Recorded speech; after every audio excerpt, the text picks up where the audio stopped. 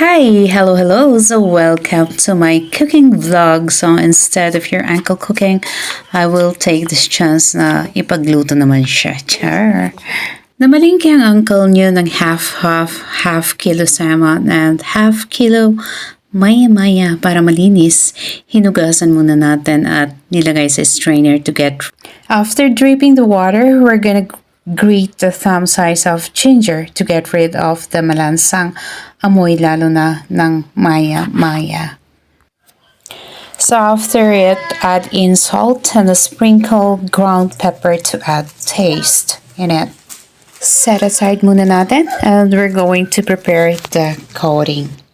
Break 2 eggs into a bowl and slightly beat it. At gagamit din tayo dito ng cornstarch. Flour is okay if cornstarch is not available. Okay, so kunin natin yung slices of fish at atin siyang i-coat sa flour or sa cornstarch. So i-coat natin lahat yan.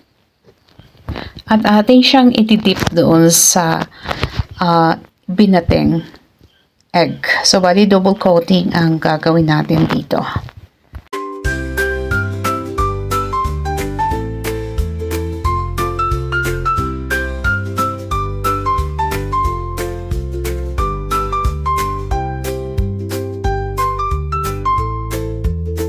So, ating ipainit ang ating palayok and then ang mantika. And it's frying time. So, dito talaga ako nanggigigil kasi ayaw na ayaw ko talaga yung nagpriprito. Pero wala tayong magagawa. Kailangan gawin natin to kasi magpapakitang gilas nga. Charot! At natapos na nga dito tayo sa ating pagpriprito. So, ating igigisa ang sibuyas luya. And then, ang kamatis. So, madami-daming sibuyas rin yan. Pampaalis ng lansa. Okay, so after natin siyang mag-isa, ilalagay natin ang napritong isda. Char! Ayan. Nangangamoy-amoy na siya. Sa amoy pa lang, ulam na. Charot!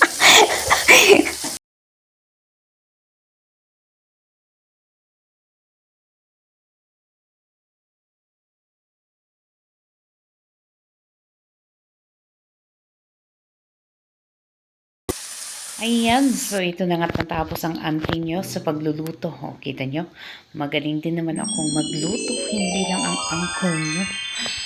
Minsan-minsan lang kasi ako nagluluto. So, babush!